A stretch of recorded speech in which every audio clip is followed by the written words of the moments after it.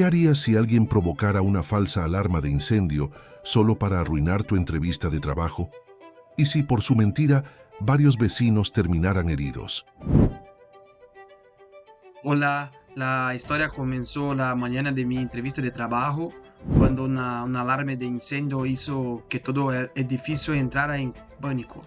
Lo que nadie sabía era que aquella emergencia escondía una verdad mucho más grave. Gracias. Esta narración es completamente ficticia y ha sido creada únicamente con fines de entretenimiento. Cualquier parecido con personas, nombres, lugares o hechos reales es pura coincidencia.